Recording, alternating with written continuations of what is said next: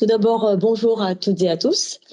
L'équipe du CRES et moi-même vous souhaitons la bienvenue en ce 4e webinaire Moi sans tabac sur le thème modalités de sevrage tabac, évaluation et mise en pratique avec le docteur Isabelle Wemberg-Ricard, qui est praticien hospitalier, responsable de l'unité mobile d'addictologie au centre hospitalier de Montfavet et d'Avignon.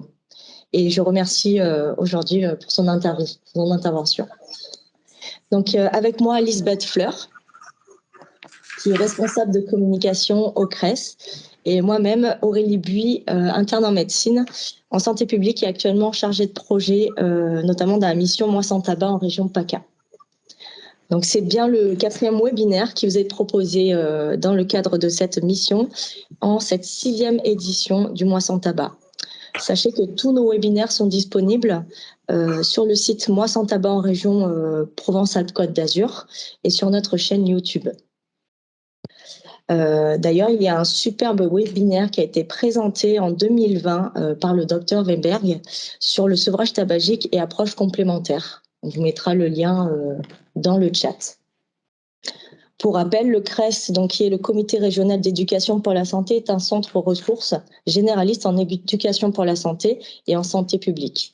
Et pour la 6e année consécutive, le CRES détient le rôle d'ambassadeur régional de la campagne de lutte nationale contre le tabagisme Moi sans tabac, aux côtés de l'ARS, de Santé publique France et de plus de 250 acteurs en région. Alors, pour introduire ce webinaire, sachez qu'en France, en 2017, 26,9% des 15-75 ans déclaraient fumer du tabac quotidiennement. Ce sont des données issues d'études de Santé publique France en 2018. Et ce sont des taux qui font partie des plus élevés recensés dans les pays occidentaux. Et nous savons que le tabac constitue la première cause de mortalité évitable en étant responsable de plus de 73 000 décès par an en France. Et pourtant, près de 6 fumeurs sur 10 déclarent vouloir arrêter. Et même si de nombreux fumeurs arrêtent de fumer sans aide, un fumeur accompagné par un professionnel de santé pour arrêter de fumer a davantage de chances de réussir d'arrêter seul. Et c'est pourquoi la Haute Autorité de Santé recommande en premier lieu un accompagnement par un professionnel en indiquant que la prise en charge du sevrage tabagique comporte un accompagnement par un professionnel de santé permettant un soutien psychologique et un traitement médicamenteux si nécessaire. D'ailleurs, l'assurance maladie accompagne également l'arrêt du tabac. Elle rembourse sur prescription les traitements par substitut nicotinique comme les patchs, les gommes, les pastilles. Et le recours à ces traitements sont en forte augmentation depuis l'évolution de ces modalités de remboursement en janvier 2019. De nombreux professionnels peuvent donc aujourd'hui prescrire ces traitements, mais ça mérite quelques éclaircissements, notamment sur les modalités de sevrage de tabac, les traitements de première et seconde intention, les éléments d'évaluation et leurs applications. C'est pourquoi je remercie Isabelle pour son intervention aujourd'hui, qui va pouvoir justement nous présenter les modalités de sevrage tabac, l'évaluation et la mise en pratique, et vous faire également un point sur les principes de la dépendance tabagique. Donc maintenant, je peux vous laisser la parole. Merci Aurélie. Donc, bonjour à tous. Tout d'abord, je voulais remercier le CRES PACA de m'avoir sollicité pour venir vous parler du sevrage tabac et notamment de l'actualité actuellement, comment penser, comment mettre en œuvre un sevrage tabagique.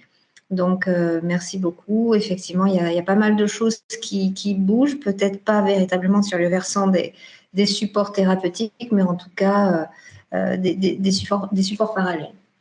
Donc, tout d'abord, je voudrais concevoir le sevrage tabagique, c'est savoir vraiment comment le penser. Donc, dans un premier temps, c'est surtout, en tant qu'intervenant, connaître et comprendre la dépendance et surtout pour faire connaître et comprendre la problématique de la tabacodépendance. Donc, il faut connaître l'installation de cette dépendance tabagique qui est propre à chacun. Il va falloir également être à l'aise et connaître, comprendre les représentations du sevrage par le patient, ses expériences de sevrage tabagique ou non par le passé, ses préjugés, et puis également faire connaissance avec toute l'histoire de ses consommations et de ses arrêts potentiels. Donc, quel est le sens qu'on peut donner au sevrage tabagique? Pour quelle trajectoire? Tout d'abord, en préambule, c'est une démarche qui se veut très personnelle et singulière. Et ça, c'est important de pouvoir le dire et le proposer à la personne. Et notamment, la démarche va consister à aller explorer le champ des valeurs de la personne concernée. Donc, le sevrage tabagique, définir une trajectoire orientée qui va être orientée par le sens des valeurs de la personne avec laquelle on aura travaillé pour vraiment les mettre en exergue et les explorer. Il sera important de comprendre qu'on va s'associer à la personne donc concernée dans son choix pour augmenter son adhésion à son projet. La dépendance, le traitement de la dépendance, en fait, c'est un traitement à long terme. Comme le souligne le docteur Oriacombe, la difficulté du sujet qui est dépendant réside bien plus dans son incapacité à ne pas reprendre l'usage ou l'utilisation compulsive après une période d'arrêt que dans le phénomène d'arrêt en tant que tel. Dans cette perspective, la phase de sevrage, quelles que soient les modalités techniques de sa réalisation, ne peut en aucun cas résumer la prise en charge. Elle représentera le plus souvent une étape du soin et un moment propice à l'initiation d'un suivi spécifique et prolongé. Donc, les principes et les modalités d'installation d'une dépendance, je crois qu'il faut être vraiment très, très schématique et comprendre et être en capacité d'expliquer clairement les choses aux patients en face de nous. À savoir qu'au tout début, on a une personne qui va utiliser une substance psychoactive dans un contexte particulier, prédéfini. Et il est certain que au fur et à mesure de la répétition, de la mise en contact de ces trois pôles, la distance qui va séparer ces trois pôles va avoir tendance à se réduire. À savoir que la personne, le contexte et la substance psychoactive vont devenir indissociés. Et on est dans ce que l'on traduit la pathologie du lien. Et là, on est sorti juste du schéma uniquement du contact ou de la mise en contact ou de la consommation sans problème. Donc la pathologie du lien qui traduit quand même une maladie chronique qui est définie par la dépendance. Donc la substance psychoactive avec ses propriétés pharmacologiques va donner lieu à ce qu'on va nommer, va définir la dépendance physique, de même ordre que la personne avec ses reliefs de personnalité, la dimension émotionnelle et sensitive qu'il va établir dans la relation avec l'objet va définir ce que l'on pourrait nommer la dépendance psychologique. La dépendance comportementale étant en lien avec la dimension de la ritualisation des contextes dans lesquels surviennent les pulsions, les conditionnements à la consommation. Donc, en fait, la tabacodépendance est une dépendance, bien sûr, physique, psychologique et comportementale. Le sevrage tabagique, donc, il est défini par des principes, par des objectifs thérapeutiques. On va voir les moyens qu'on va pouvoir mettre en œuvre et mobiliser, comme les outils qui aujourd'hui peuvent être recommandés, qu'on va pouvoir être amené à utiliser ou pas, et la dimension de la stratégie, de l'orientation stratégique à choisir, à définir en concertation avec le patient. Donc, le sevrage tabagique, ça va être dans un premier temps de favoriser le retour à un degré d'autonomie et d'espace de liberté encadré du patient. Le patient, sur le schéma précédent, était pris dans un étau avec cette perte de liberté de s'abstenir de consommer. Et là, il va s'agir en fait de repousser ces trois pôles pour redéfinir un périmètre de liberté et d'autonomie, tout en posant une attention particulière à rétablir une complémentarité entre le corps et l'esprit, et surtout comprendre l'entité et les interrelations qui vont être établies entre chacun de ces trois pôles. Donc, le sevrage tabagique, dans ses principes, c'est également comprendre déjà le changement, qui est à la fois physique, affectif et cognitif. Donc, lorsqu'on a une personne devant soi, être dans la capacité d'expliquer ce que le changement, l'arrêt du tabac va pouvoir générer comme changement dans la vie de la personne. Être également à l'aise avec l'analyse du statut motivationnel au changement ou à la demande du patient pour se caler et pour pouvoir offrir une réponse adaptée à la demande de la personne en fonction de la courbe de Prochaska et Di Clement qui est ici sur la diapositive. Donc, le principe, un des autres principes, ça va être surtout de distinguer la démarche par sa notion de réapprentissage à ne pas fumer pour sortir de l'idée que la plupart du temps les personnes se font de l'arrêt, sanction, injonction, évoquant forcément l'idée de la perte, la privation, la douleur pour certains. Donc, c'est vraiment d'accompagner la personne dans sa représentation sur le sevrage tabagique à comprendre qu'il a été en capacité, il a été capable d'apprendre à fumer à un certain âge. L'idée, c'est vraiment d'accompagner la personne pour sortir de la caricature d'une démarche qui évoque forcément la contrainte, l'injonction, l'interdiction, mais pour plutôt se fixer sur la dimension d'un réapprentissage à ne pas fumer, qui va mettre le corps et l'esprit en mouvement, qui va permettre à la personne de se projeter non pas sur un statut de non-fumeur, mais plutôt sur un statut d'ex-fumeur, qui évoque forcément l'idée d'une expérience passée, d'un acquis et d'une cicatrice potentielle et d'un souvenir et d'une mémorisation de l'expérience de la tabacodépendance. Outre les techniques de communication empreintes de la dimension motivationnelle, il conviendra d'utiliser un discours fiable, clair, imagé, voire métaphorique, simple à comprendre pour se faire comprendre et augmenter l'adhésion de la personne à son projet.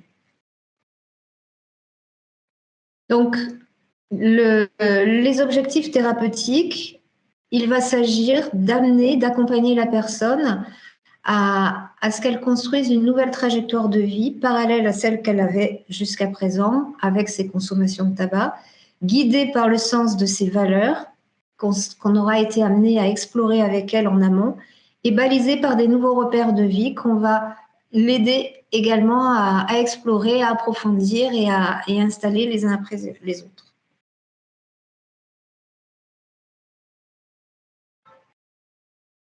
Les moyens. Donc, le réapprentissage, il va s'installer donc dans un cadre, dans une dynamique plutôt sinusoïdale, à savoir un petit peu à l'image de la courbe de Prochaska et Di Clement, c'est-à-dire que à chaque expérience de sevrage tabagique, la personne va en tirer un enseignement. Pour X raisons, s'il y a sortie de route, qui n'est pas un échec, il va y avoir un acquis de cette expérience de sevrage qui va, si la personne est accompagnée, en tout cas je le souhaite, qu'elle ne reste pas, il ne faut pas qu'elle reste fixée sur l'idée justement d'un échec et de dévalorisation par rapport à ses capacités à la réalisation d'un sevrage. Donc l'idée c'est de l'amener à voir, à comprendre qu'est-ce qui l'a amené à reconsommer pour redéfinir avec elle de façon consensuelle une nouvelle trajectoire, une nouvelle démarche de sevrage tabagique.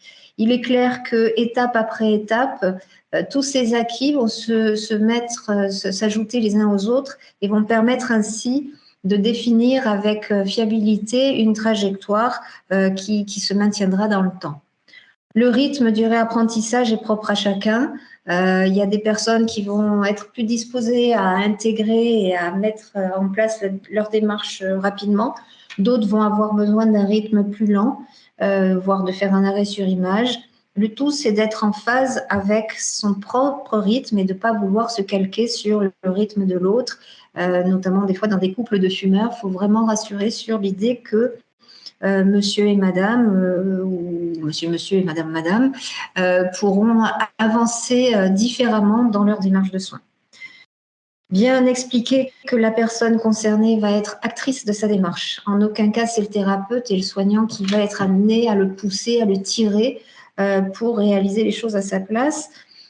Simplement, l'accompagnant va être là pour guider, pour orienter la trajectoire et pour apporter les outils nécessaires pour faciliter la mise en œuvre de l'apprentissage. Donc cet apprentissage à ne pas fumer, c'est essentiellement également comprendre que le corps et l'esprit doivent toujours être en mouvement pour éviter de tomber dans cette caricature où les personnes vont penser qu'en arrêtant de fumer, c'est un état de sidération, plus rien ne marche, plus rien ne fonctionne, et on ne sait pas quoi faire, pas quoi penser. Et c'est là où ça peut être une porte d'entrée sur des processus un petit peu de chute thymique notamment. Donc, aider le corps à s'imprégner. Donc, la mise en mouvement, qu'est-ce que c'est? Dans cet apprentissage, ça va être d'aider le corps à apprendre à s'imprégner de nicotine par une autre voie que la voie d'inhalation, de fumage, visée comme une déshabituation nicotinique par une diminution progressive et lente en surveillant l'évolution d'un craving potentiel. Également, sur la dimension de l'esprit, cet apprentissage va consister à redéfinir un mode de pensée pour analyser le sens donné à l'agir et au faire, plutôt qu'au subir. Aider à enregistrer de nouveaux comportements alternatifs sur lesquels la personne va s'appuyer, qui est valeur de ressources, d'encouragement, de stimulation, d'apaisement et de réassurance. Aider à mettre le corps, l'esprit, l'émotionnel et la perception sensorielle en mouvement, ça va être vraiment la clé de voûte de la démarche d'apprentissage. Les outils, alors bien sûr, il n'y a pas de valeur absolue des outils dont on a à disposition au jour d'aujourd'hui qui peuvent nous être proposés. Il faut expliquer qu'un outil est là pour renforcer, pour faciliter la mise en œuvre de l'apprentissage. Donc, il y a des outils qui vont agir sur la dimension physique, comme tous les traitements de la substitution nicotinique, le Champix, le Ziban, et d'autres qui vont agir sur la dépendance psychologique et comportementale, où là, les outils vont être surtout du domaine de la thérapie comportementale et cognitive et des émotions. En référence aux recommandations de l'HAS en 2014, les aides médicamenteuses, comme le soulignait Aurélie, sont en première intention la prescription de substitution nicotinique, quelle que soit leur forme dans l'aide au sevrage tabagique des fumeurs dépendants. La durée d'administration des substituts nicotiniques est variable selon les patients, de 6 semaines à 6 mois. Elle recommande également l'association d'un timbre transdermique à une forme d'action rapide, comme les gommes, les pastilles, les sprays, l'inhalateur, pour optimiser l'efficacité du traitement. La varénicline et le bupropion étant recommandés en seconde intention en raison de leurs effets indésirables, après échec du traitement de première intention bien conduit, à dose efficace et suffisamment longtemps, au moins 3 mois. Alors, la substitution nicotinique, donc les premiers outils de première intention qui vont agir sur la dépendance physique pour repousser, garder à l'image ce schéma, je trouve qui est très facile à intégrer dans sa symbolique. Donc, pour vraiment repousser la dimension physique. Alors, j'essaie de retrouver, voilà. Donc, il y a des traitements qui sont bien entendu du domaine sanitaire, reconnus du domaine sanitaire, et puis on peut avoir des apports nicotiniques par d'autres biais qui ne sont pas reconnus par le champ sanitaire, et j'évoquerai donc tout le domaine de la cigarette électronique avec de la nicotine liquide, avec des sels de nicotine et les fibres végétales imprégnées, notamment dans les couches. Avant de démarrer et de proposer un traitement par substitution nicotinique, il est important d'évaluer la dépendance physique, c'est-à-dire le besoin physique de cet apport nicotinique qui peut être évalué, c'est une estimation, du test de Fagerström complet en 6 items, comme le plus rapide en 2 items, qui est donc, il évalue essentiellement la dépendance physique exclusivement la dépendance physique à la nicotine. Hein. Il ne donne pas d'avis et d'évaluation sur la dépendance psychocomportementale. Et puis surtout, il doit être également complété par la recherche d'autres conduites addictives associées, telles que l'alcool, le cannabis, ou des troubles de type comorbidité psychiatrique et psychologique avec des troubles anxieux et ou dépressifs. La dépendance physique est définie surtout par cette cinétique nicotinique. Vous avez sur ce schéma l'absorption nicotinique délivrée par une cigarette avec ses grandes sinusoïdes avec des pics et des creux qui évoquent le manque nicotinique. Et c'est cette cinétique en dents de scie particulièrement qui va définir, établir et renforcer la dépendance à la nicotine. Sur la ligne rouge linéaire, c'est la cinétique de la délivrance nicotinique par voie transdermique. Et donc là, vous comprenez qu'on abrase complètement la cinétique par pic et par manque. Il n'y a pas donc de dépendance physique à la nicotine par voie de délivrance transdermique. Et ça, c'est important de l'expliquer aux patients parce que souvent, il peut y avoir des réticences. Une personne qui pourrait dire je suis dépendant de la cigarette et je veux pas de patch parce que je veux pas être dépendant du patch. On peut très facilement expliquer que d'un point de vue cinétique et biologique, c'est mesuré comme quoi il n'y a pas de risque. La cinétique intermédiaire en bleu-violet, là, bleu-vert, c'est la cinétique d'absorption de la nicotine par les supports oraux, quelle que soit leur forme, gomme, comprimé, qui traduit plutôt une cinétique un peu intermédiaire, bien entendu, beaucoup moins agressive que la cinétique d'absorption par voie de cigarette, mais elle n'est pas linéaire. Donc, ça laisse penser, ça a été démontré, mesuré, que, par exemple, avec un sevrage tabagique total et absolu que par les apports oraux, on peut s'exposer à un risque de 2 à 5% de dépendance à la nicotine par voie de délivrance orale du fait de cette cinétique intermédiaire. Donc, il faut y être vigilant pour ne pas encourager les sevrages totaux qu'avec des apports oraux, mais plutôt rassurer que, vous le verrez, on peut tout à fait associer les transdermiques et les apports oraux, où là, sur des petites quantités d'apports par voie orale, il n'y a pas de risque de dépendance orale. Alors, les traitements de substitution nicotinique, il en existe de nombreuses formes, sont en vente libre ou sur prescription pour bénéficier du remboursement. L'augmentation du taux de sevrage de 1,5 à 2 fois à 6 mois chez les fumeurs motivés par la substitution nicotinique. De même, on a une association éventuelle de deux formes. Actuellement, c'est ce qu'on fait assez facilement et c'est vrai que dans les études, les publications, on a quand même un doublement de chances de réussite avec cette combinaison. Une bonne tolérance du produit, généralement, aucune majoration de risque ne leur est attribuable chez les personnes atteintes de pathologies cardiovasculaires et aucun effet tératogène ou phétotoxique. Donc, dans les avantages, la substitution nicotinique diminue assez facilement, assez efficacement les symptômes du manque de nicotine. Il n'y a pas de contre-indication, même pendant la grossesse, même s'il est recommandé dans un premier temps, en première intention, de viser, d'encourager la parturiente à ne rien prendre, donc de l'accompagner sur un versant de psychothérapie, simplement quand c'est vraiment très compliqué, il n'y a aucune contre-indication à la prescription de nicotine, de substitution nicotinique pendant la grossesse.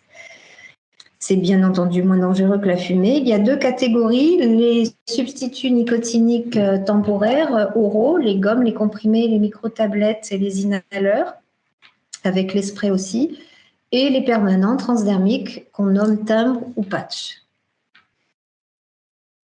Les gommes, donc on a deux dosages, 2 à 4 mg avec plusieurs goûts, nature ou menthe, plusieurs laboratoires bien entendu. Adaptation facile aux besoins immédiats, donc c'est intéressant pour les sujets actifs qui sont vraiment engagés dans leur traitement.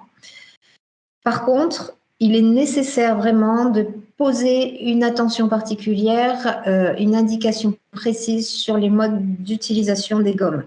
La mastication ne doit pas du tout s'apparenter à la mastication d'une gomme à mâcher comme un chewing-gum classique. Pourquoi? Parce que si la plupart du temps les gens vont dire j'ai pris un chewing-gum à la nicotine, donc ça traduit bien le mauvais usage.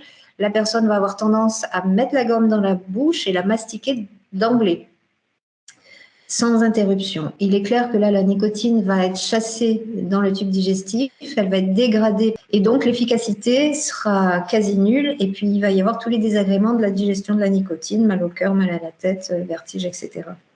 Donc il est vraiment recommandé de faire, une fois que la gomme est en bouche, de faire une première mastication, une première pression entre les dents et de maintenir la gomme entre la joue et la mâchoire pendant une dizaine de minutes. Et de réitérer cette opération au moins 3 fois sur la première demi-heure, avec toujours cet espace de 10 minutes d'attente. Au bout de la demi-heure, on considère qu'il n'y a plus de nicotine dans la gomme et qu'elle peut être mastiquée comme une gomme à mâcher classique. Donc, c'est vrai que cette recommandation est importante à donner aux patients parce que si on a quelqu'un d'un peu impatient en face de nous, un peu speed, qui risque de ne pas utiliser correctement la gomme, je crois qu'il faut s'abstenir. Les inconvénients, donc voilà, les troubles digestifs à cause du mésusage. Et puis, bien sûr, ça peut générer des troubles bucco-pharyngés. Donc, de toute façon, les contre-indications, toute lésion de bouche, les porteurs de prothèses dentaires, les anomalies gingivales et autres, il est préférable de s'abstenir, de prescrire, en tout cas de proposer des gommes. Il faut éviter de faire des mastications trop rapides et intenses qui favorisent le hoquet. Voilà, donc les contre-indications, je vous les ai dites. Les comprimés, donc plusieurs goûts, plusieurs parfums, nature, menthe, réglissement, 5 dosages, 1 mg, 1,5 mg, 2 mg, 2,5 et 4 mg. Alors, les consistances sont différentes suivant les laboratoires. Volontairement, je ne vous ai pas mis les images parce que je ne voulais pas du tout cautionner. Je voulais rester assez neutre dans mon développement. Simplement, il y a le comprimé de chez Pierre Fabre, c'est-à-dire Nicopas, qui ressemble énormément à un bonbon qui est carré, avec une petite dépression curve au centre. Et je pense que je rencontre assez régulièrement le délégué de Pierre Fabre et j'ai eu l'occasion déjà d'aborder le sujet. Je considère que c'est un substitut oral qui, malheureusement, pour certains, les engage à devenir parfois dépendants de ce substitut parce qu'étant pas considéré comme un traitement nicotinique, mais plutôt comme un bonbon. Et ça, c'est assez ennuyeux. Les nicotinelles de chez Nicotinelle ressemblent, eux également, aux bonbons plutôt mentos, blancs, un peu bombés, qui sont lisses. Donc voilà, le problème de ces comprimés à sucer, c'est le petit reproche que j'aurais tendance à leur faire, c'est qu'ils sont assez ressemblants avec la forme bonbon. La diffusion est plus lente que les gommes, la diffusion nicotinique. La durée en bouche dure entre 30 et 60 minutes et il faut laisser fondre sans sucer, ni croquer, ni avaler directement. Il faut essayer de les maintenir un petit peu également entre la joue et la mâchoire pour qu'il y ait un degré d'absorption nicotinique au niveau des muqueuses buccales. Les inconvénients peuvent entraîner des troubles digestifs ou bucco-pharyngés, moins importants qu'avec les gommes. Et puis, on peut être un peu insuffisant en couverture si on a affaire à un gros fumeur et qu'on est parti sur un dosage à 1 mg par exemple. Les comprimés microtables et mini, donc 3 dosages. Le dosage à 2 mg de microtable et pour les nicotines mini, on a les 1,5 et les 4 mg. Pour revenir aux comprimés, donc on a par contre les comprimés de chez Nicorette à 2 mg qui peuvent être sécables, qui sont dans un conditionnement et un package comme une petite boîte.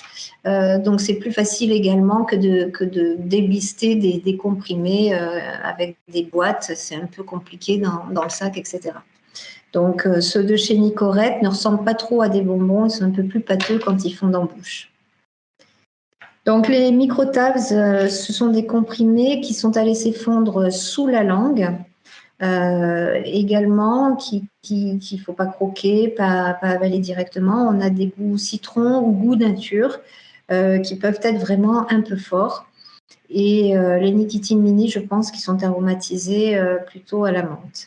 Ils sont sécables également et l'intérêt, c'est qu'ils sont de petite taille, la taille du bout de mon petit doigt et qui peuvent être, alors il n'y a pas véritablement de trait de sécabilité, mais on peut les casser en deux. Ça peut faciliter l'ajustement des dosages. Ce sont des médicaments, des apports qui sont d'action très rapide pour amener un apaisement assez rapide. C'est ce qu'on peut utiliser en hôpital quand on a des personnes qui sont hospitalisées, qui présentent des signes de manque nicotinique. Les goûts sont plus ou moins bien supportés chez les fumeurs de cigarettes blondes ou légères, du fait justement, notamment pour les microtables, de cette forte concentration. Les dosages plus petits avec les nicotines mini à 1,5 en général sont un peu plus supportés. Pareil, dans les inconvénients, on peut avoir des hoquets, des troubles digestifs, des brûlures d'estomac ou des troubles bucco-pharyngés. L'inhaleur, donc, c'est un dispositif qui ne ressemble pas du tout à une cigarette électronique. C'est un petit boîtier blanc qui s'ouvre, qui ressemble plutôt à un fume-cigarette et qui, lorsqu'on l'ouvre, on va y introduire une cartouche qui est en fait une petite éponge imbibée de nicotine liquide. Et de par ces deux orifices, il va y avoir deux opercules qui vont être percés lorsqu'on va fermer les deux morceaux de boîtier en plastique pour fermer ce dispositif. Donc en fait, il n'y aura pas de dégagement de chaleur, de vapeur, pas de combustion. La personne va être amenée à tirer sur cette éponge imbibée de nicotine liquide pour déposer de la nicotine liquide sur les muqueuses bucco-linguales. Donc, le dosage à 10 mg par fin menthe. L'adaptation est assez facile aux besoins immédiats. Il va y avoir notamment toute cette composante de la gestion de la gestuelle, le contact avec l'objet. C'est quelque chose qu'on peut mettre dans la poche, poser sur la table, le laisser un temps et revenir à l'utilisation. Le rendement est de 10%. Une cartouche va délivrer 1 mg de nicotine. Donc, on considère que pour qu'une personne puisse couvrir tous ses besoins sur 20 cigarettes par jour, il faudrait qu'elle consomme 10 cartouches par jour en moyenne. Il se trouve qu'en fait, ce sont des supports qui sont intéressants en complément ou des supports transdermiques et oraux par voie de gomme et de comprimés qui viennent là aussi rajouter un intérêt en complément. Le sujet doit aspirer très lentement la bouffée pour permettre aux micro-gouttelettes de se déposer sur la muqueuse buccale. C'est vrai qu'il recommande de ne pas tirer en permanence dessus et de laisser des espaces-temps entre 5 et 10 minutes entre chaque manœuvre. Et voilà, la prise en compte de la gestuelle est très importante, notamment des personnes qui auraient tendance à laisser la cigarette à la bouche pour avoir une autre activité parallèle. Ce dispositif est intéressant. Donc, c'est vrai que l'inconvénient, c'est que ça peut être difficilement compris dans la manipulation et l'utilisation. Et puis surtout, il peut y avoir cette confusion dans l'attente de l'effet apporté, notamment que le fumeur attend de la sensation de throat heat au niveau de la gorge et de la chaleur et le ressenti de la fumée. Donc, il faut bien dire qu'il n'y a pas de dégagement de fumée. C'est un dispositif dont le prix est encore onéreux et vous le verrez au niveau de la prise en charge qui n'est pas prise en charge. Le spray buccal, il présente donc des dosages 1 mg par pulvérisation, goût menthe fraîche, donc c'est de la nicotine liquide qui va être pulvérisée dans la cavité buccale. Il préconise pas plus de 4 pulvérisations par heure et un maximum de 60 par jour. C'est assez facile à la manipulation et notamment ça s'adapte très, très bien pour les besoins immédiats. C'est encore plus rapide en 60 secondes qu'avec les comprimés microtabs et nicotine mini. Principal inconvénient, c'est que le premier contact est assez fort et piquant. Ça peut brûler les muqueuses. Donc là aussi, si les muqueuses sont assez fragiles, c'est à déconseiller. L'utilisation n'apportant pas la même satiété que la cigarette, le prix est onéreux et contient l'équivalent d'une cuillère à café d'alcool. Donc, nous passons maintenant aux substituts transdermiques qui sont à mettre sur une peau saine, glabre, en changeant de place à chaque nouveau dispositif, à garder la nuit pour prévenir la pulsion du lever ou au contraire à retirer la nuit en cas d'insomnie et chez la femme enceinte et surtout pour répondre au profil des fumeurs qu'on aura défini lors du premier échange, lors du premier entretien. Si la personne a tendance à fumer très tard le soir avant d'aller se coucher et voire la nuit, on sera plutôt sur des profils de 24 heures avec des premières prises de cigarettes très tôt le matin. à la différence des profils sur 16 heures qui vont être plutôt des personnes qui vont avoir la dernière cigarette après le repas du soir et ne pas fumer la nuit, par exemple. Donc, les formes galéniques, les voici, de Nicorette Skin, c'est la seule forme sur 16 heures de Johnson & Johnson. Nicopatch Lib, qui a remplacé le Nicopatch qui était rond et opaque, et maintenant le Nicopatch Lib est carré et transparent de chez Pierre Fabre. Nicotinell, c'est un petit peu celui qui est un petit peu has-been parce qu'il est resté rond, opaque avec une matrice. Et il est vrai qu'avec un petit coussinet, il est vrai que c'est un patch que, par exemple, on ne peut absolument pas couper. Et le Nicotine de chez GSK. Sur ce schéma qui est assez vieux, hein, il a quelques années maintenant, mais il est toujours d'actualité, c'est simplement pour schématiser, pour vous faire comprendre que ces dispositifs ne sont pas génériqués. C'est-à-dire que les deux seuls éventuels dispositifs transdermiques qui peuvent avoir des cinétiques d'absorption similaires de nicotine, ce sont le Nicopatch Lib et le Nicotinell. Le Nicorette en jaune et le Nicotine en vert ont vraiment des cinétiques différentes, avec des pics matinaux très marqués pour le Nicotine, un peu moins pour le Nicorette. Et surtout, après, l'intérêt des formes sur 16 heures de chez Nicorette, c'est vraiment de délivrer la quasi-totalité de la nicotine sur la journée, à la différence des autres patchs sur les 24 heures. Donc, j'insiste sur cette cinétique et ce pic flash de délivrance nicotinique matinale pour la gamme nicotinique qui ne sera absolument pas adaptée aux personnes qui n'en ont pas le profil, qui risqueraient de très mal le supporter, engendrant des palpitations, des signes de surdosage de nicotine, notamment le matin.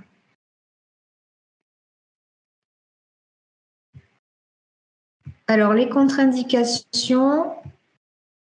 Donc, la substitution nicotinique, bien sûr, ce sont les non-fumeurs ou les fumeurs occasionnels, la présence d'une hypersensibilité à l'un des constituants et la présence d'une affection cutanée qui peut gêner la pose des patchs, un psoriasis, de l'eczéma, etc. Et bien sûr, les sujets de moins de 15 ans. Les effets indésirables, donc on va avoir dans un premier temps, en termes de fréquence, un prurite, la peau donc sur une peau pas trop propre, il faut changer de marque, les antihistaminiques sont peu efficaces, donc en changeant de marque, des fois ça peut suffire. Il faut vraiment recommander que la personne ne mette pas le patch sur une peau qui aura été lavée ou graissée avec un corps gras, là où le patch va être mis. Donc plutôt utiliser des savons neutres, histoire de pas interférer avec le dispositif. On peut voir également des myalgies lors de la pose, des douleurs dans le deltoïde quand c'est au niveau de l'épaule. Il s'agit de changer de marque, de changer de site d'application pour voir si ça peut améliorer la situation. On peut avoir des troubles du sommeil à type de cauchemar, surtout avec les patchs sur 24 heures. Donc, on fait l'essai du retrait sur la nuit. S'il y a amélioration, à ce moment-là, il est préférable de basculer sur une équivalence sur 16 heures. On peut aussi avoir des surdosages avec les signes de palpitation, tachycardie, bouche pâteuse, goût nicotine, nausée, diarrhée, excitation, insomnie. Et on peut avoir des sous-dosages et ça nous amènera à revoir la posologie du patch, les signes de sous-dosage étant traduits par une envie perpétuelle de fumer, une augmentation de l'appétit, une anxiété et de l'agressivité. Donc, la prescription des patchs, des dispositifs transdermiques, donc les dosages, on a le 7, 14 et 21 mg sur 24 heures. Et pour les dispositifs sur 16 heures, j'ai oublié le 10, le 15 et le 25 mg sur 16 heures. Le dosage se fera selon le niveau de dépendance et de consommation. On considère en moyenne 1 mg de nicotine pour une cigarette. C'est à ajuster en fonction de l'efficacité et des signes de sur- et sous-dosage. Il faut appliquer chaque matin après la douche, le plus tôt possible après le réveil. C'est vrai que après la douche, je préfère moi indiquer aux patients qu'il est préférable qu'ils aient le patch sur la table de nuit la veille au soir et que dès qu'ils ouvrent les yeux, à l'ouverture des yeux, ils prennent leur patch qui est sur la table de nuit, ils se le mettent et ils peuvent prendre la douche après, mais en évitant peut-être d'aller frotter sur la zone où le patch est disposé. Bien entendu, il faut changer de cycle d'application tous les jours pour laisser la peau un petit peu récupérer et respirer. Donc les hauts d'épaules et les hauts de cuisses et les hauts de fessiers. Il est recommandé quand même, dans le cadre de cet accompagnement, de toute façon, un suivi hebdomadaire le premier mois, ensuite mensuel, durant les 3 à 6 mois qui suivent. En tout cas, un minimum de 3 mois.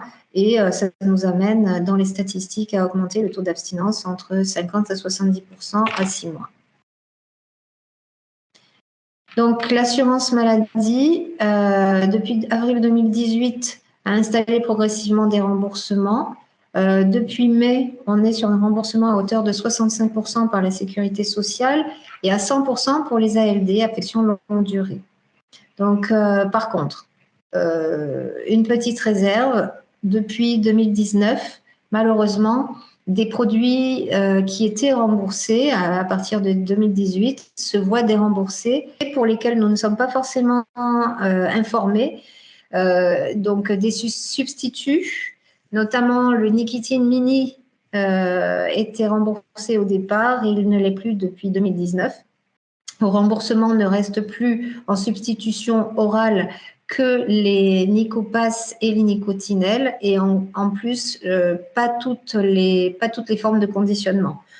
Donc je vous invite à vérifier sur le site amélie.fr la liste des substituts nicotiniques pris en charge parce que pour un même substitut qui peut être pris sur un conditionnement à 96, une boîte de 96 ou 100 et quelques, ne le sera pas pour une boîte un peu plus petite.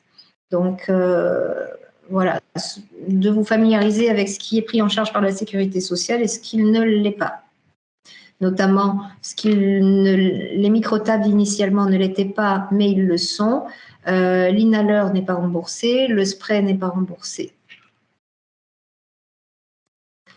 Qui peut prescrire les substituts nicotiniques? Donc, la loi du 26 janvier 2016 de modernisation de notre système de santé autorise, en plus des médecins et des sages-femmes, les médecins du travail, les chirurgiens dentistes, les infirmiers et les masseurs-kinésithérapeutes à prescrire des traitements de substitution nicotinique et donnent ainsi accès à leurs patients au forfait d'aide au sevrage tabagique.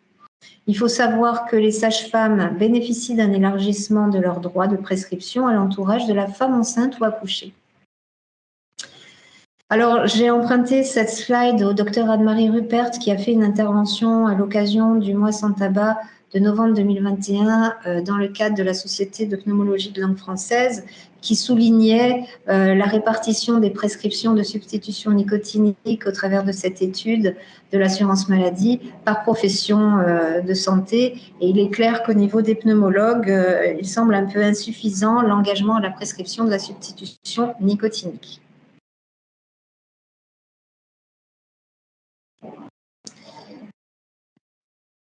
Ensuite, en dehors de ces dispositifs reconnus qui dépendent du champ sanitaire, on va avoir également, on va pouvoir évoquer les cigarettes électroniques ou vapoteuses ou maintenant SEDEN, c'est-à-dire système électronique de délivrance de la nicotine.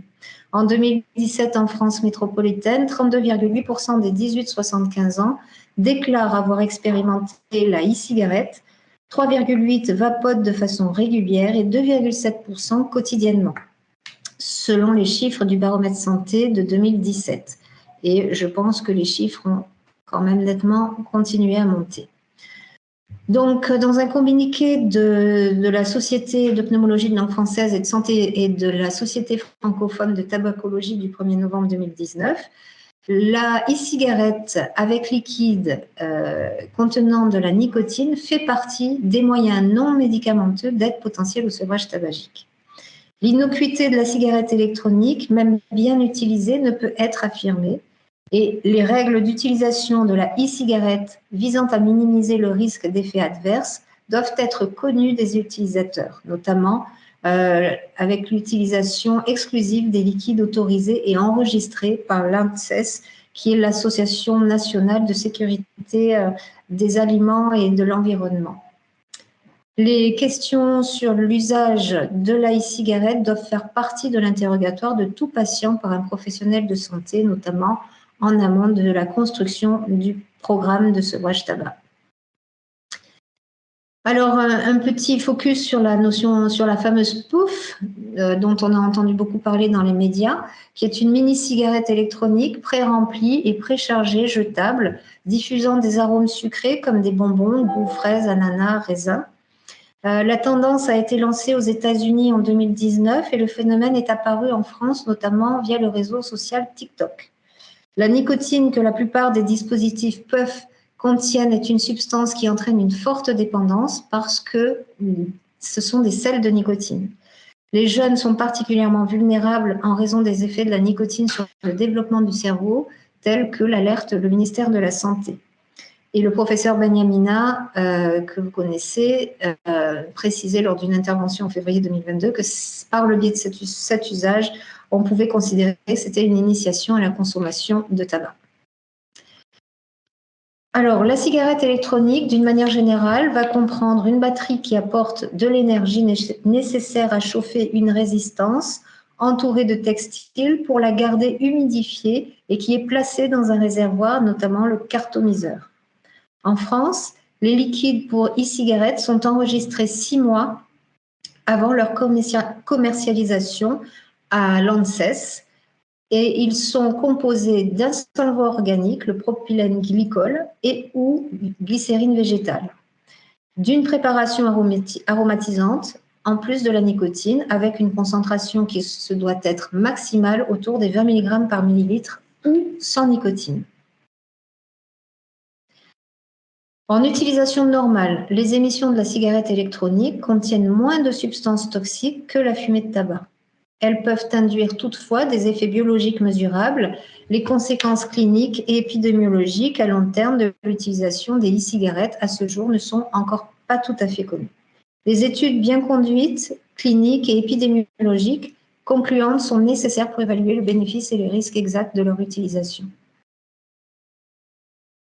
Que sait-on de la toxicité de la cigarette électronique? Donc, je refais un petit feedback sur ce qui s'est passé aux États-Unis avec les cas de toxicité pulmonaire.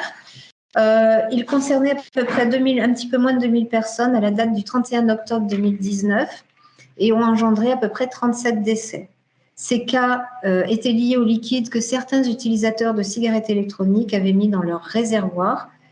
Dans 75 à 80% des cas, ces liquides étaient fabriqués ou achetés hors du commerce officiel. La cigarette électronique est utilisée le plus souvent sans aide médicale par des fumeurs qui veulent soit réduire leur tabagisme, soit arrêter de fumer. Selon Santé publique France, donc les données recueillies après le mois sans tabac de 2016 montraient que la cigarette électronique était de loin le produit le plus utilisé dans l'arrêt du tabac avec aide, 27% contre 18% pour les substituts nicotiniques et 10% pour le recours aux professionnels de santé. Il est estimé en 2016 que 700 000 fumeurs ont arrêté de fumer en 7 ans avec la cigarette électronique, seule ou en association avec d'autres aides. Les données scientifiques actuellement disponibles sont quand même toutefois insuffisantes pour conclure avec certitude que la cigarette électronique est un traitement efficace et sûr pour aider les fumeurs à arrêter de fumer. Un essai publié récemment dans le New England Journal of Medicine montre qu'il y a près de 2 fois plus d'arrêts à 1 an avec la e-cigarette qu'avec les substituts nicotiniques. Donc vous voyez, on est toujours dans cette balance de controverse.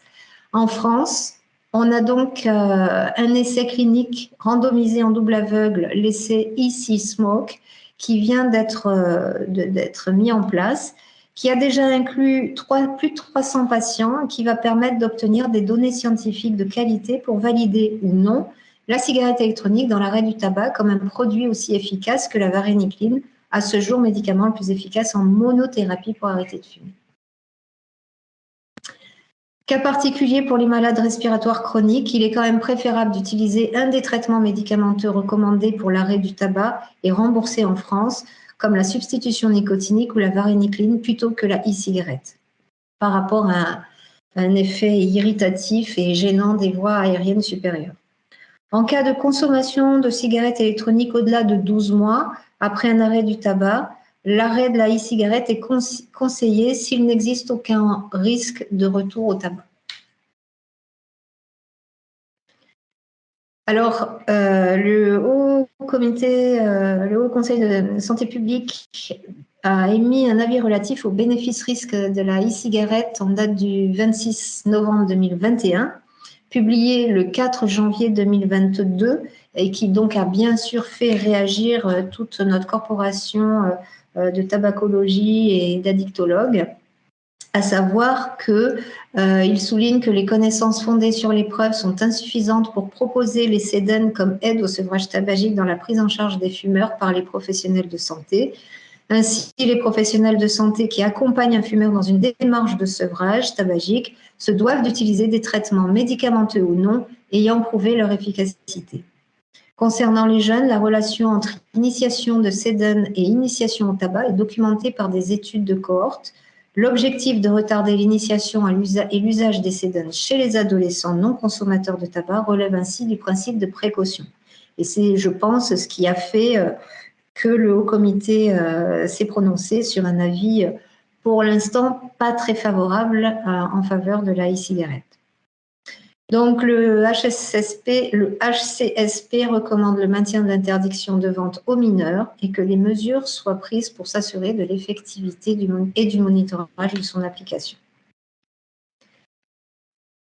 Cet avis relatif pointe également moins de réussite et plus de rechutes, comme a pu l'appuyer une étude publiée dans le BMJ Tobacco Control.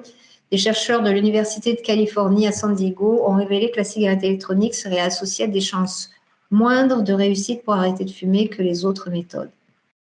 Donc, on attend beaucoup de notre étude française randomisée, BC Smoke, qui donc regroupe, alors là, je ne sais pas si vous voyez tous les hôpitaux, mais enfin, bon, sur la liste de gauche, vous avez tous les hôpitaux et tous les partenaires professionnels, tabacologues, qui se sont engagés à cette étude.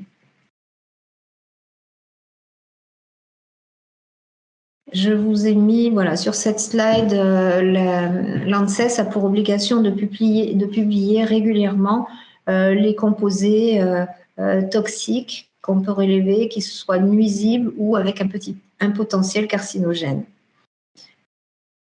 Donc, ce sont des obligations. Tout le monde peut aller sur le site de l'ANSES pour vérifier les compositions régulières des différents produits étudiés.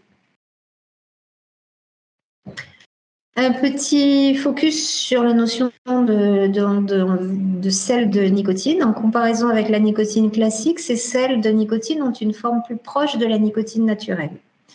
Ils ont pour particularité et intérêt de rendre le hit du throat hit, cette sensation au niveau laryngé, bien moins irritant qu'avec la forme habituelle. Les liquides aux sels de nicotine à taux plus élevés permettent en outre de mieux anticiper et de moins vapoter, dans des situations où cela n'est pas autorisé, de réduire sa consommation de liquide et de batterie et permettre l'utilisation d'un dispositif de vapotage plus réduit.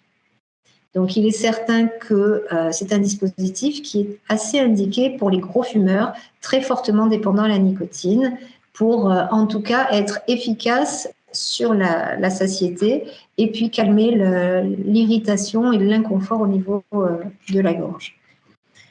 Après apparaissent aujourd'hui sur le marché les nouveaux modèles de cigarettes électroniques spécialement adaptés, notamment les pods, les poufs, qui sont ces fameuses cigarettes électroniques jetables, dont, entre parenthèses, au niveau environnemental, des entreprises de vente de cigarettes électroniques se sont opposées à poursuivre la vente des puffs, qui sont donc jetables, par respect pour l'environnement, parce que les batteries, ce sont des batteries au lithium, je crois.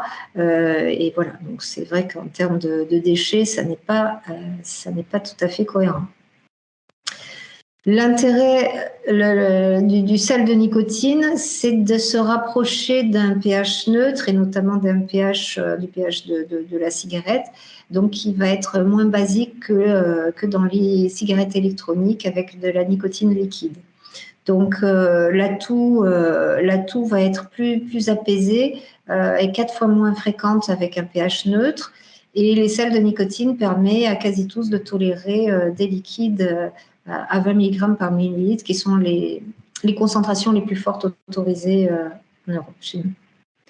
Les autres supports, donc en haut à droite, je vous ai mis, je ne sais pas si vous savez, mais donc le snus, qui est donc un petit sachet avec de la poudre de tabac à chiquer, qui est utilisé en Suède et non autorisé en France.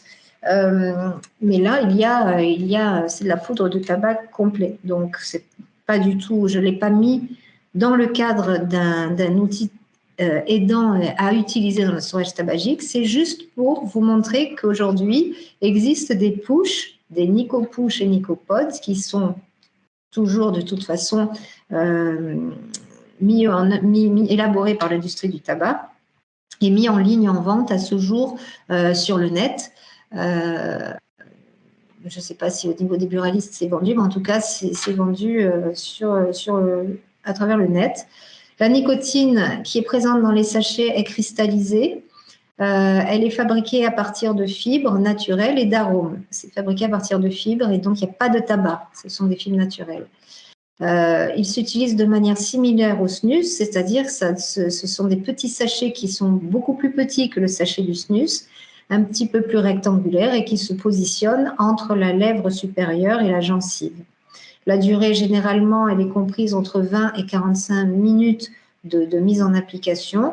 Et au regard de cette nicotine cristallisée et de ce dispositif, certaines personnes ont pu traduire une efficacité assez importante de ce dispositif.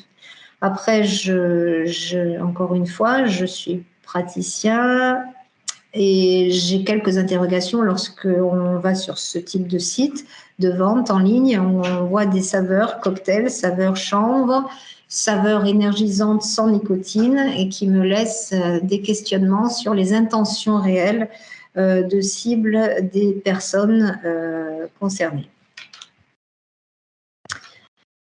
Un petit focus sur la Joule également, qui est retirée du marché européen depuis le 5 mai 2020. La Joule, ça ressemblait à une petite clé USB, vous en aviez peut-être entendu parler. Une seule capsule contenait l'équivalent en nicotine d'un paquet de cigarettes. Donc, une étude du BMJ en 2018 indiquait que seuls 37% des jouleurs en étaient conscients. Et donc, le taux de nicotine maximal autorisé par recharge Joule, aussi appelé PODS, était en Europe est de 20 mg par millilitre, alors qu'aux États-Unis, ça pouvait monter jusqu'à 59 mg par millilitre. Donc, avec cette condition de restriction sur la concentration nicotinique, l'interdiction de vente aux mineurs, c'est vrai que le Joule a été retiré du marché européen. Donc en France, seuls 2 types de recharge existaient, à 9 mg ou 18 mg, et ça n'a pas encouragé l'entreprise à poursuivre. Petit focus également sur le tabac à chauffer, qui en soi n'est pas du tout un outil d'aide à l'arrêt du tabac, mais je vous l'ai indiqué parce que souvent les patients et les acteurs de santé peuvent des fois se sentir un petit peu dans un état de confusion. Ne sachant pas encourager ou pas la prise de tabac à chauffer. Donc, selon le professeur Dotzenberg, ces produits conservent quand même un certain niveau de risque, notamment parce que le tabac chauffé dégage des nitrosamines cancérogènes. Alors, il est certain, en réalité, il n'y a pas de combustion complète, mais il y a quand même une pyrolyse, une combustion incomplète qui entraîne la formation de composés chimiques toxiques en proportion plus faible que lors de la combustion d'une cigarette, mais qui existe quand même, donc on ne peut pas parler d'innocuité. Un autre outil, le Champix, la varénicline, qui est commercialisé en France en 2007 sous le nom de Champix, est venu s'ajouter à l'arsenal médicamenteux d'aide au sevrage tabagique et a fait depuis l'objet de nombreuses études dans le monde, mais peu en France. Ce médicament est addictolytique, il agit sur la dépendance en diminuant l'effet renforçant du tabac et en réduisant le craving et les signes de manque.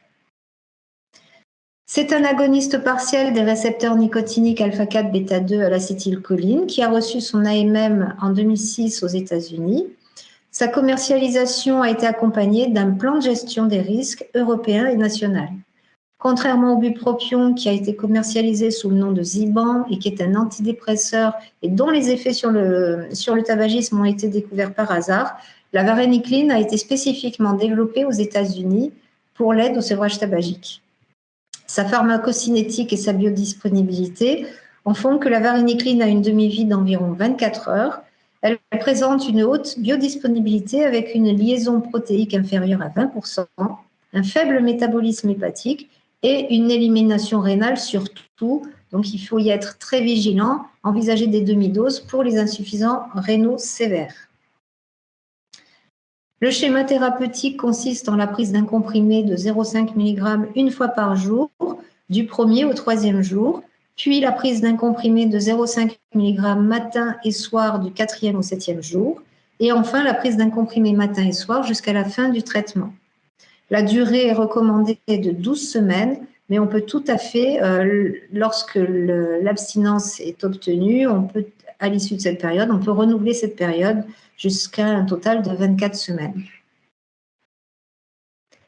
En termes d'efficacité, la majorité des études s'accordent sur une supériorité d'efficacité de la varénicline par rapport aux thérapeutiques d'aide au sevrage tabagique à court et long terme. Ces résultats sont confirmés dans une méta-analyse d'envergure menée par Cahill, parue en 2016, traitant des agonistes partiels de la nicotine dans le sevrage tabagique. De nombreuses études ont comparé la varénicline à différentes thérapeutiques, en particulier au placebo, au traitement substitutif nicotinique et au bupropion. Les auteurs ont conclu qu'à dose standard, elle a plus que doublé les taux d'abstinence continue de 6 mois et plus par rapport au placebo, avec une diminution et une moindre sévérité des effets secondaires. Concernant l'efficacité à demi-dose, les résultats sont tout à fait comparables, soulignés dans l'étude de Honken en 2006. Donc, les références, nombreuses sont les études qui se sont penchées sur le Champix. En termes de tolérance, dans la plupart des essais sur la varénicline, on note un taux important d'événements indésirables. Les plus fréquemment signalés sont les nausées, les troubles du sommeil et l'insomnie, les rêves anormaux et les céphalées. Et dans les moins fréquents, les bronchites, les sinusites, la prise de poids, une augmentation ou perte d'appétit, la somnolence, des vertiges, une dysgeusie, une dyspnée, des troubles digestifs divers et variés, une asthénie. Pour certains auteurs, dans leur globalité, il semble qu'ils induisent peu d'abandon du traitement par rapport à d'autres méthodes médicamenteuses ou un placebo, comme par exemple dans l'étude de Gonzalez. Mais pour d'autres, comme dans la méta-analyse de Drovandi, il semble que ces signes soient associés à un abandon une fois et demie plus élevé versus placebo, et donc potentiellement un échec de la tentative de sevrage. Un plus petit poids pourrait également être expliqué la survenue de nausées. Et enfin, il semble que la prise de traitement associée à celle d'aliments permette également de diminuer ce symptôme de nausées.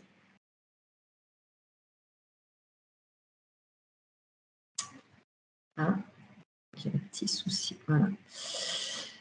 Alors, la tolérance, les études, avec l'étude Eagles d'Antenelli, qui fait souvent référence dans les publications.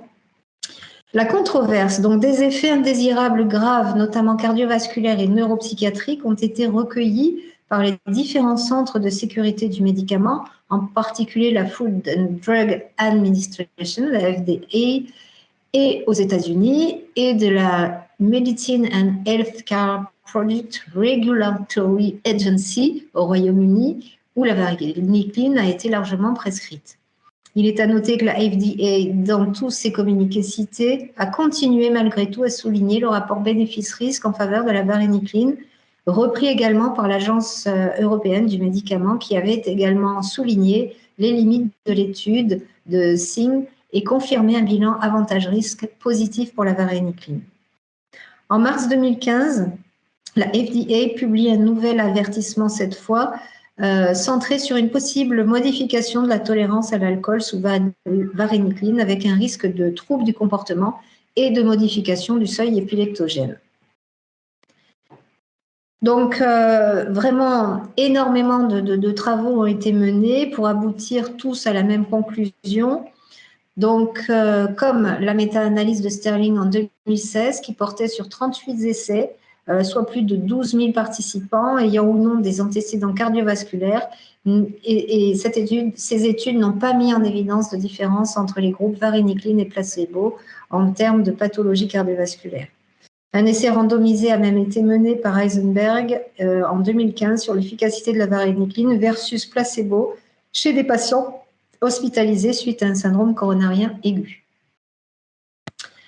En janvier 2016, la méta-analyse de Roberts traitant de l'efficacité et de la tolérance de la varénicline chez les patients souffrant de troubles psychologiques graves n'a pas mis en évidence de différences significatives dans la tolérance de la varénicline et du bupropion versus placebo. Elle a également montré que la varénicline était 5 fois plus efficace que le placebo.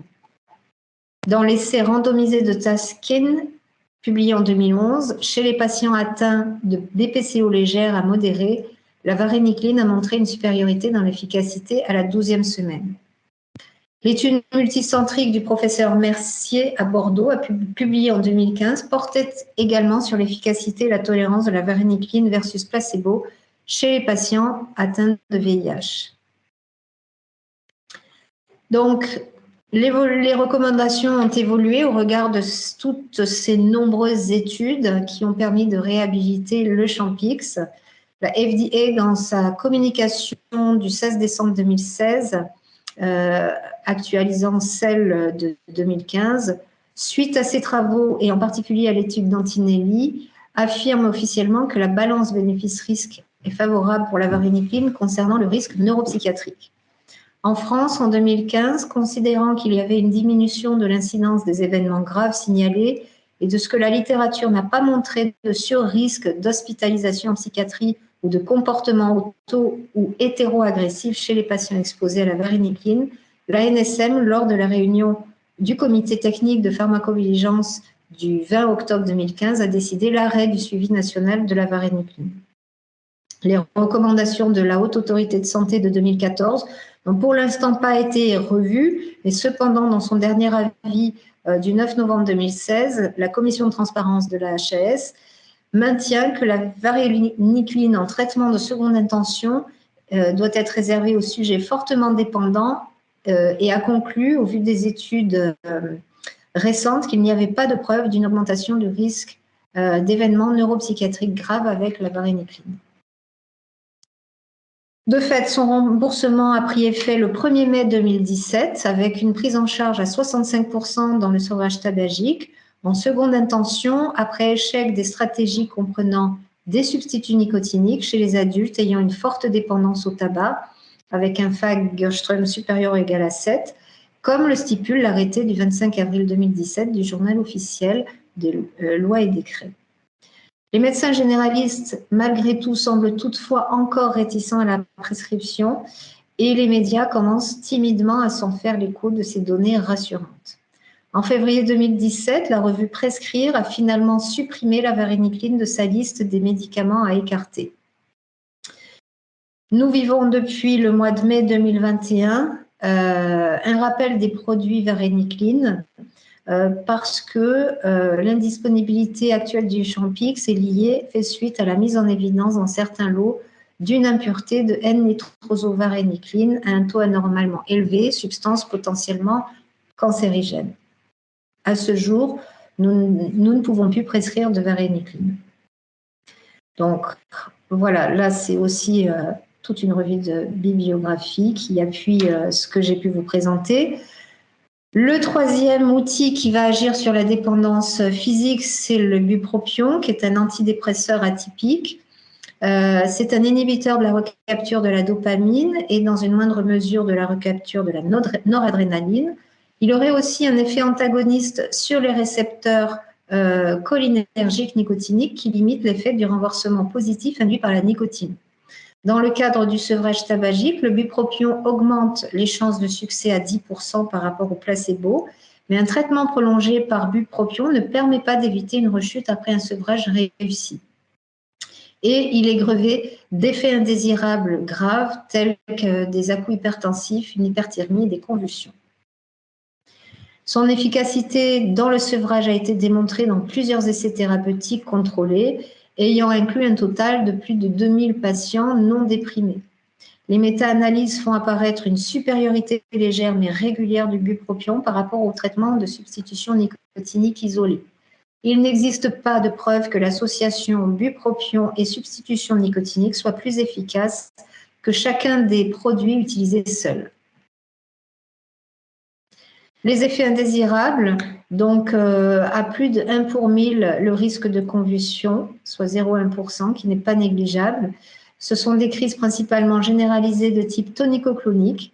Il s'agit de l'effet indésirable le plus grave et le plus redouté du produit, d'où ses contre-indications d'emploi. D'un point de vue pratique, l'effet indésirable le plus fréquemment rencontré, c'est l'insomnie qui impose de décaler la prise du deuxième comprimé en respectant toujours un intervalle de 8 heures, mais pas plus. À savoir qu'il y avait des personnes qui prenaient un comprimé le matin, un comprimé le soir, vers 20 heures. Or, il est préférable de prendre le comprimé vers 16 heures pour éviter cette hypervigilance en pleine nuit. Les médecins doivent connaître la possibilité d'un usage détourné de bupropion dans un but psychostimulant ou récréatif. Concernant les autres produits, au jour d'aujourd'hui, il y a donc les aides qui ne sont pas recommandées par l'HAS donc depuis 2014, mais plusieurs produits sont encore à l'étude aujourd'hui à niveau expérimental, comme le baclofène, le N-acétylcystéine, qui peut être intéressant aussi dans les sevrages cannabiques. Concernant le sevrage tabac, toutes ces molécules n'ont pas fait la preuve de leur efficacité, tant sur le maintien de l'abstinence qu'en termes de bénéfices-risques. L'acupuncture, la mésothérapie, l'auriculothérapie, toutes ces approches complémentaires ne sont pas recommandées dans l'aide au sevrage tabagique, car elles ont fait l'objet d'études, mais n'ont pas fait la preuve de leur efficacité ou de leur innocuité. Ceci dit, je considère que ces approches complémentaires peuvent avoir un intérêt positif comme valeur d'appui et de renforcement des techniques et des approches psychothérapeutiques associées. En résumé, Aboulkader, dans son article de 2018 dans la revue de pneumologie clinique, a fait une synthèse des outils du sevrage tabagique en 2018, à savoir que de nombreux outils ont fait la preuve de leur efficacité dans le sevrage. Sur le plan pharmacologique, les traitements nicotiniques et le bupropion augmentent de plus de 80% l'arrêt du tabac à 6 mois en comparaison au placebo, tandis que la varénicline fait plus que doubler les chances d'arrêt. L'efficacité de la varénicline est augmentée de 50% par rapport à l'utilisation d'un TNS type timbre transdermique et de 70% par rapport aux gommes nicotiniques. Toutefois, la combinaison de deux traitements de substitution nicotinique a une efficacité comparable à la varénicline et doit donc être préférée à l'utilisation d'un seul TNS. La tolérance cardiovasculaire et neuropsychiatrique de ces 3 traitements ne diffère pas du placebo. Cependant, le bupropion expose à un risque de convulsion important. Sur le plan comportemental, les stratégies motivationnelles et les thérapies comportementales ont fait preuve de leur efficacité, mais peu de fumeurs y ont accès. Et le développement d'applications mobiles apparaît également être un outil efficace et pourrait permettre de toucher un public plus large. Donc, on est sur des voies d'évolution, d'encouragement et de stimulation par les thérapies comportementales et cognitives en utilisant des outils ou virtuels ou de médiation comme ça, numérique. D'après une publication d'Underner en 2021, l'efficacité des 3 médicaments validés du sevrage tabac, c'est-à-dire la substitution nicotinique, varénicline et bupropion, en monothérapie peut être insuffisante pour certains fumeurs en échec répété. Donc, il est préférable que ces traitements combinés permettent d'obtenir des taux d'abstinence tabagique supérieurs aux monothérapies, notamment chez les fumeurs qu'on nomme hardcore smokers, c'est-à-dire les réfractaires à toute démarche. Ce sont vraiment les très gros fumeurs très dépendants. Le traitement combinant varénicline et substitut nicotinique pourrait être une option thérapeutique de sevrage du tabac. Pour agir sur la dépendance psychologique et comportementale, donc on va avoir accès à la dimension de la thérapie cognitive et comportementale et émotionnelle. Ce sont des techniques validées et recommandées par l'HAS. La thérapie cognitive et émotionnelle, elle repose sur le mode du traitement de l'information. Ce sont des thérapies de restructuration cognitive. On peut modifier les pensées automatiques, corriger les schémas cognitifs en travaillant sur les croyances et en évoquant des pensées alternatives. Ça évoque également, on va travailler autour de la reconnaissance de son niveau émotionnel, apprendre à accueillir l'émotion, en comprendre son sens et réajuster une réponse adaptée. Ce que je vous disais tout à l'heure, c'est que les approches et les médecines complémentaires, on va considérer qu'il n'y a pas d'effet propre et absolu sur le sevrage tabagique en tant que tel, mais permettent de renforcer notamment et de mettre des conditions, de proposer des conditions favorables d'apaisement à la personne pour s'engager dans sa démarche d'apprentissage à ne pas fumer. La thérapie comportementale va reposer sur la théorie de l'apprentissage, d'autres réflexes en changeant quelques habitudes. L'apprentissage de nouveaux comportements se fait par la répétition, avec le contrôle des stimuli, l'évaluation de l'intensité du craving, la régulation et la gestion des émotions, le développement du sentiment d'efficacité personnelle et la mise en pratique de relaxation, exercices visant l'affirmation de soi, la résolution de problèmes et l'apprentissage à occuper son temps.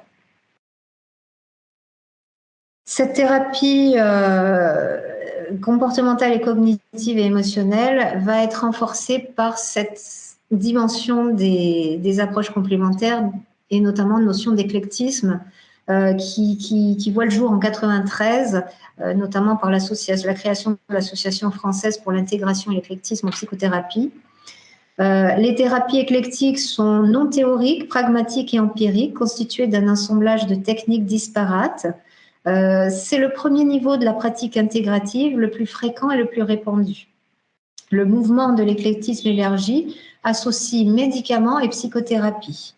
On va considérer que les effets des facteurs communs à toutes ces approches représenteraient 30% des effets thérapeutiques positifs, soit le double des effets attribués aux facteurs spécifiques de chacune de ces techniques.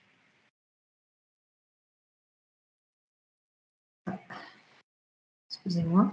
Donc, les facteurs communs de succès à toutes les techniques psychothérapeutiques, selon Jung, on les catégorise en six parties. Bien entendu, la qualité de la relation thérapeutique est la composante initiale indispensable, d'où découle l'alliance thérapeutique et permet à elle seule de pronostiquer à plus de 75% l'issue favorable d'une thérapie.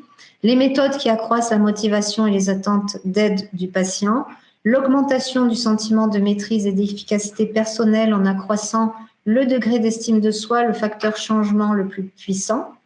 L'affrontement, c'est-à-dire la mise en exposition à de nouvelles expériences d'apprentissage. L'expression des émotions, la définition du niveau d'activation émotionnelle et l'opportunité de pratiquer des nouveaux comportements. Et j'en arrive à la fin de mon exposé pour arriver au dernier point, quelle stratégie adopter pour construire le projet de sevrage. Alors, il est individu dépendant. Globalement, il est quand même préférable d'aider la personne à se préparer. Pourquoi? Parce qu'elle va pouvoir commencer à mesurer ses capacités, à casser certains rituels, à voir que son corps ne va pas flancher dans cette étape de préparatoire. Pourquoi? Elle va voir aussi ses capacités à voir qu'elle peut s'engager dans ce projet de sevrage, la durée et puis de mesurer certains bénéfices à la réduction par exemple et de voir que finalement de moins fumer, la Terre s'arrête pas de tourner et physiquement on se sent mieux. La durée, elle est propre à chacun, hein. Il y a des personnes qui vont avoir besoin de se préparer pendant 3 jours, 3 semaines, 3 mois, 3 ans, ça c'est individu dépendant. Il faut juste expliquer que plus l'étape préparatoire va être consolidée, renforcée, plus la démarche de sevrage va être facile à construire. Quand, eh bien ça c'est la préparation, elle peut démarrer assez rapidement sans forcément qu'il y ait une date butoir totalement définie dans la réalisation du sevrage. Et puis surtout, si une personne amorce son sevrage, on peut toujours l'encourager, la rassurer en lui disant vous reviendrez sur l'étape préparatoire si ça ne se passe pas bien. Comment? Eh bien, cette étape préparatoire va conjuguer l'introduction de substituts nicotiniques, notamment oraux, quels que soient les supports qu'on a pu évoquer, permettant ainsi de substituer certains apports nicotiniques pour retirer, pour limiter l'exposition à la fumée. Et puis, j'indique toujours, donc cette étape préparatoire va conjuguer la réduction du risque sanitaire et également va mettre en œuvre, en mouvement la personne comme acteur. Et être acteur, c'est sortir la tête du sable, c'est apprendre à faire face à la pulsion qui vient nous chercher, à essayer de décortiquer les mécanismes qui se cachent derrière une pulsion pour voir quel élément de réponse je vais pouvoir poser comme repère, nouveau repère, pour répondre aux besoins que j'aurais été en capacité d'identifier. Et c'est ce que j'appelle regarder sous le tapis, voir qu'est-ce qu'on peut sortir qui puisse mettre le corps, l'esprit en mouvement pour permettre d'avoir cette valeur de nouveaux repères. On peut utiliser des grilles d'analyse dans cette étape préparatoire, telles que les grilles de Beck, de CK, de toute la dimension des thérapies comportementales et cognitives. Voilà, j'ai fini. Donc, en conclusion, les trois approches physiques, comportementales et cognitives en synergie peuvent permettre une efficacité dans l'élaboration d'un espace circonscrit autour de l'ex-fumeur et non du non-fumeur pour l'aider à maintenir son abstinence et à la consolider et définir une trajectoire de vie équilibrée. La temporalité nécessaire avant toute réponse de prescription marquée par le temps de la rencontre permet de définir un espace privilégié où la relation collaborative entre le patient et le soignant doit se construire dans l'authenticité et le respect. Et il s'agit juste de sortir les méthodes qui marchent pour comprendre que chaque proposition thérapeutique va être singulière et propre à chacun en demande d'accompagnement et qu'il n'y a pas de schéma prédéfini ou stéréotypé. Voilà, donc je vous remercie pour votre attention et puis je peux répondre à vos questions.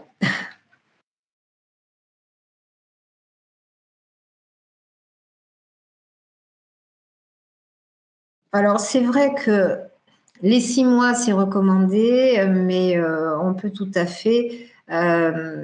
Donc, il faut quand même réajuster, revoir. Si on est avec des dispositifs transdermiques, voir si on est sur une posologie adaptée aux besoins de la personne. Est-ce qu'il ne faut pas réajuster, monter un peu plus?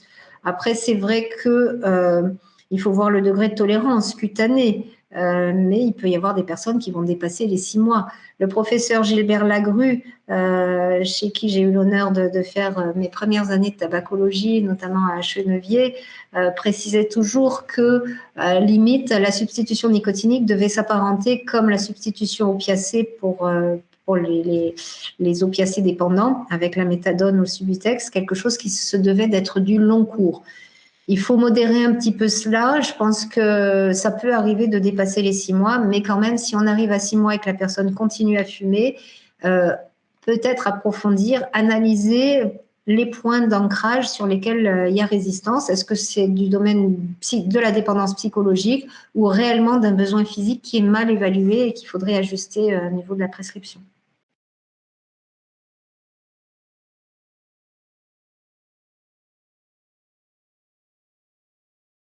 C'est dans le spray, mais si la personne, le problème, c'est comme c'est un dispositif qui agit dans la rapidité, tant dans la manipulation que l'absorption nicotinique, malheureusement, en addictologie, toutes les substances psychoactives qui arrivent rapidement au cerveau génèrent ce capital addictogène. Et donc, forcément, le spray aussi peut générer un certain degré de dépendance au geste. Et il peut y avoir, moi je connais des gens qui sont sans arrêt en train d'appuyer sur le spray.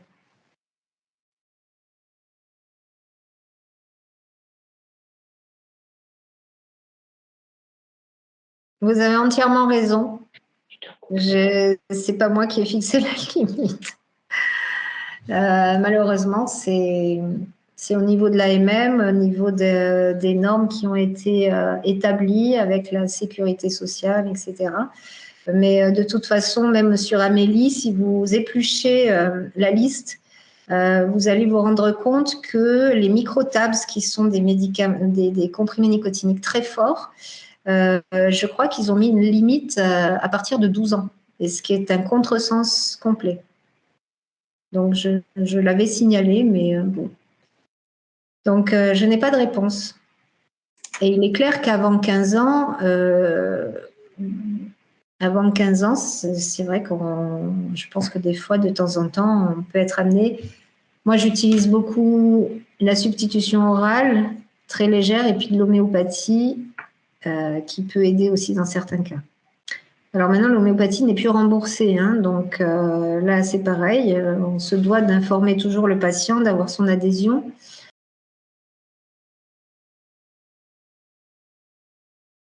Oui, il y a des mutuelles. Il faut se renseigner auprès des mutuelles. C'est mutuelle dépendant, là, le complément, effectivement.